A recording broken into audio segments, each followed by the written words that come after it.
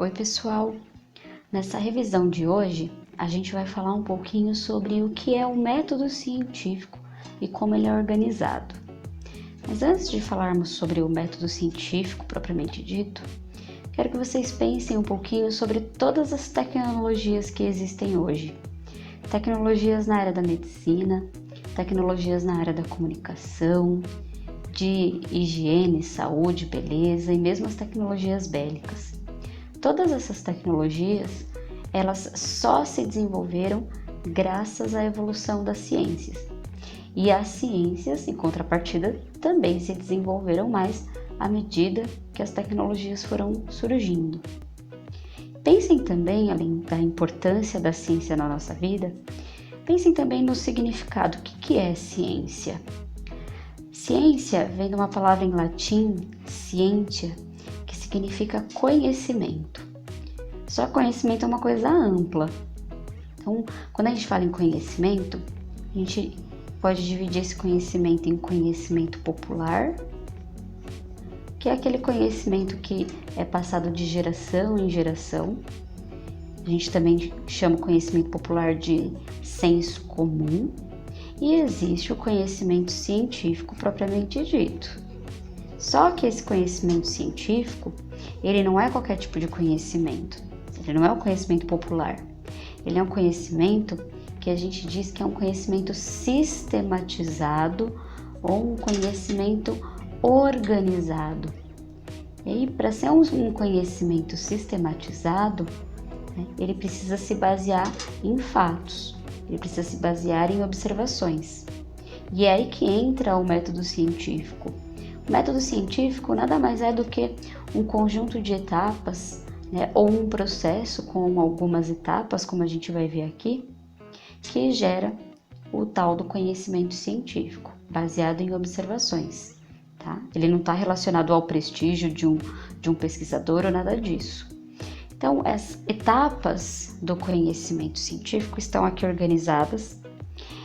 Eu quero que vocês entendam que a gente organiza essas etapas dessa forma para meios didáticos, mas isso aqui acontece a todo momento e isso não é uma coisa engessada, tá? Como eu vou falar aqui para vocês. Então, o conhecimento científico, ele parte primeiro da observação. Então, um cientista, um pesquisador, ele faz uma observação e a partir desse fato que ele observou, ele elabora o que a gente chama de hipótese.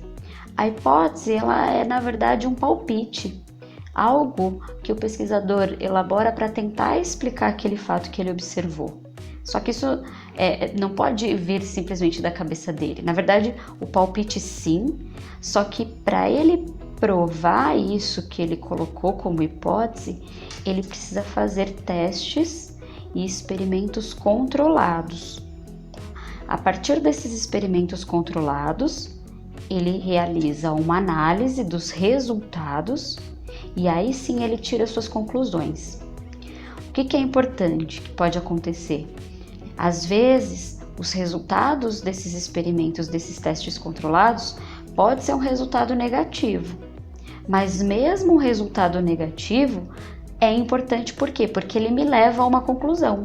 Ele me leva à conclusão de que a minha hipótese ela não estava correta, e aí eu preciso voltar para a hipótese, elaborar uma outra hipótese, testar novamente, analisar o resultado, ou então eu posso chegar à conclusão de que o teste que eu fiz, ele não foi eficiente.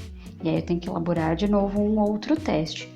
Então percebam que ele não é esse método científico, ele não é uma coisa estática, ele acontece o tempo todo, tá? E na verdade um pesquisador, um cientista, quando está realizando a sua pesquisa, ele não pensa, olha, estou fazendo o método científico. Não, isso acontece naturalmente. Eu vou dar um exemplo para vocês, um exemplo bem simples, bem bobinho. Suponham que um cientista observou que todas as plantas cresciam sempre para o mesmo lado.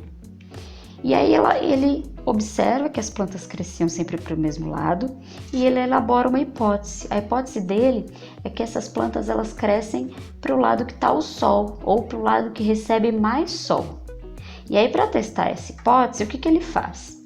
Ele pega algumas plantas, coloca essas plantas para crescer com a luminosidade, aqui com a luz do sol ou com uma iluminação artificial sobre as plantas, em cima das plantas, e aí ele observa que a tendência dessas plantas é crescer mesmo nessa direção, e aí um outro conjunto de plantas recebendo iluminação por um outro lado.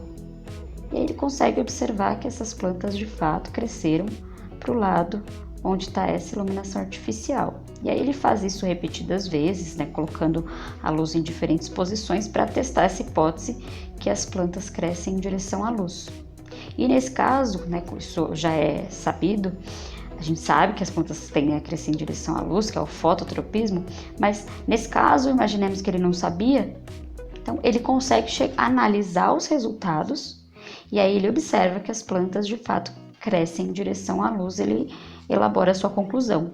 E aí depois de elaborar a sua conclusão, então ele pode divulgar os seus resultados no meio científico, tá? Para que outros cientistas façam análise do experimento dele, façam análise dos resultados aos quais ele chegou. E aí debates acontecem sobre esses resultados, tá certo? Uma outra coisa muito importante que a gente precisa saber quando a gente fala em método científico é a diferença entre lei e entre teoria.